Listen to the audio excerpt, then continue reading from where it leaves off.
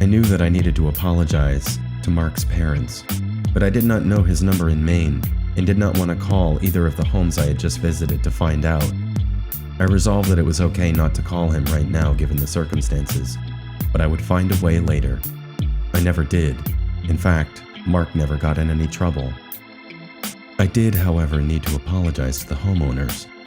I was racked with guilt every time I thought of approaching their home, knocking on their door, or even calling them. I could not even suffer the idea for too long, as even though I had the courage to apologize to my friend's parents, I was a coward when it came to this. What if they pushed me down their stairs? What if they didn't accept my apology? What if? There needed to be a compromise. While I wondered what I would do, I discovered that I was wrong about not being able to get a job. In fact, some places were delighted to have someone without a high school diploma that they could bully and pay less than other people. But I did need a job so I could pay for my car insurance and save money to get the fuck out of there. Just 3 or 4 weeks after leaving school, I was hired at a small shipping company, loading and unloading trucks third shift at a lowly pay of $7.50 an hour. It was frigid in the bay at night, but my movements and thick sweaters kept me warm. I was working with a friend, Anthony, and he assured me that this job would get me fit for summer. My real friends, Bill, Anthony, Aiden, Jacob, my skating friends, and my brother actually showed their concern for the things I was concerned with, like my weight, as well as admonishing me that it didn't really matter much, that I could get a girl if I wanted. Anthony would say things like this, breath freezing in the air, hands shaking as we lifted and threw boxes onto a conveyor belt that wound the building and led to the trucks. The constant hum and whine of the machinery made it difficult for us to talk, but we managed. He said that if I was so worried about it, I should just write them a letter. It can't hurt. And then I realized he was right. All of my old friends had also been right about Bobby. He was nothing but trouble. So I decided that he was right about this as well.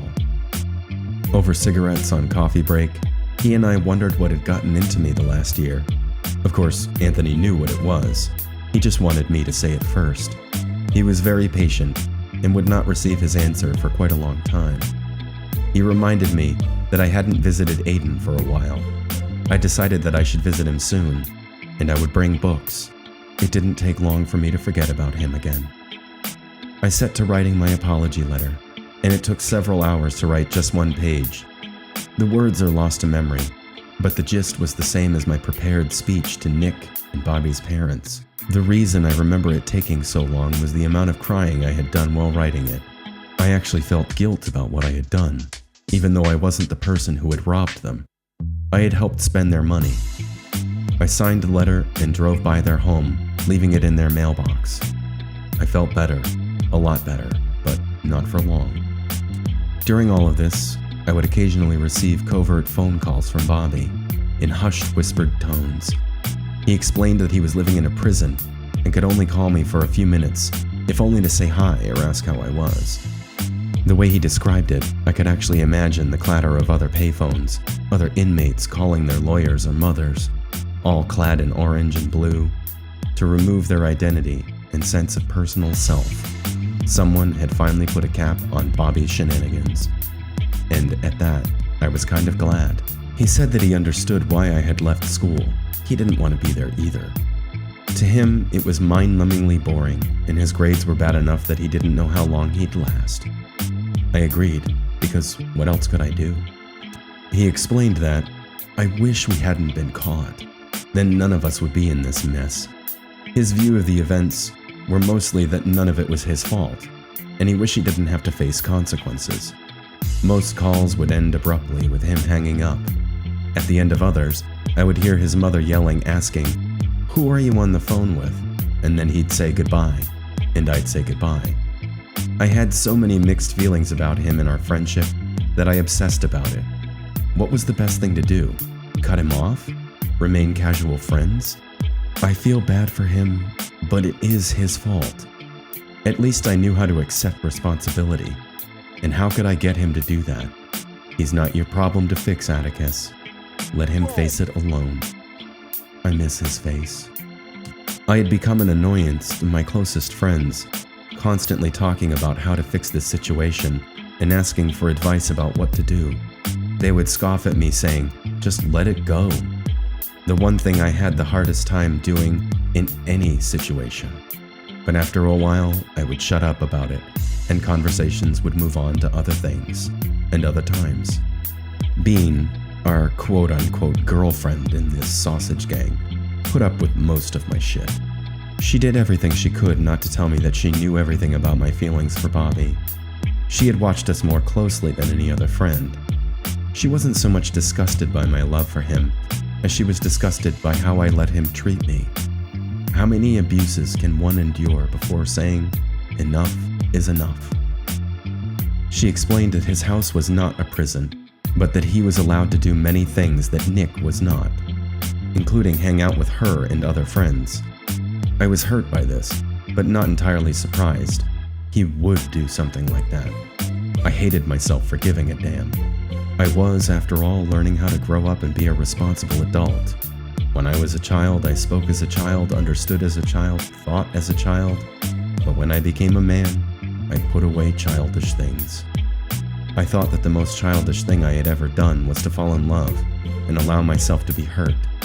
This nasty habit of rebuking myself for having natural feelings like any other person would not stop for a very long time.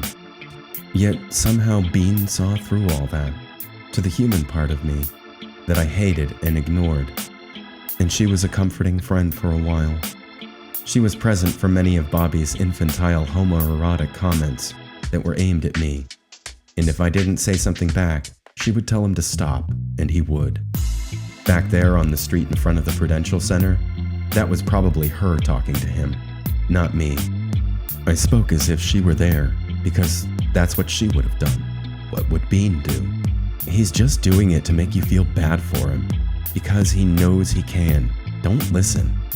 She smiled at me in the hope that I understood her and would no longer be manipulated by him.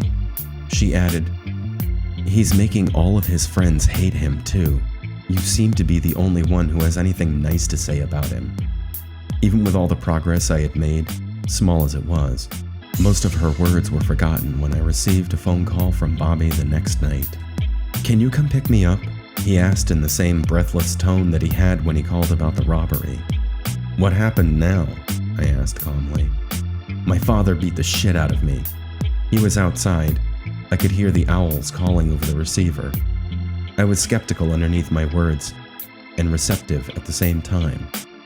"You should call the police. That's child abuse." Of course he wouldn't. "Also, I can't. I'm already in enough trouble."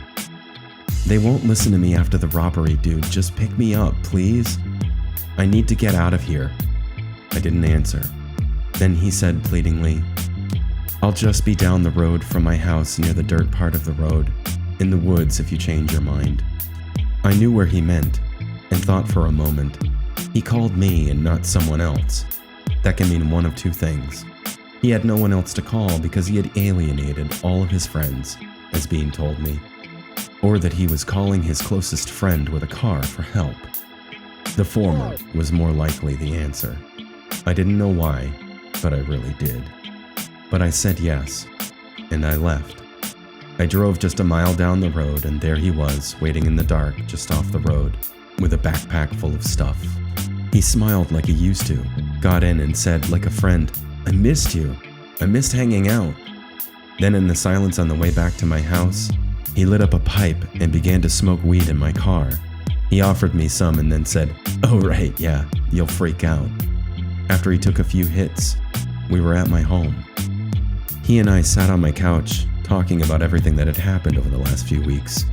I studied his face for signs that he was telling the truth about his father beating the shit out of him. No signs were ever found. He had taken off his shirt, as was his custom before bed, and I saw no signs of beating there either.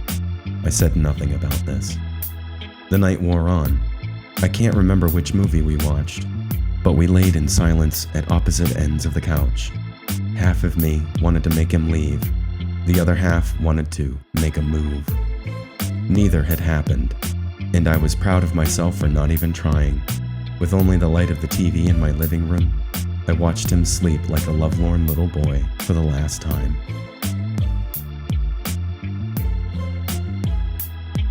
If you like this video, give it a thumbs up and don't forget to subscribe. Share it on Facebook, Twitter, Tumblr, Reddit, wherever.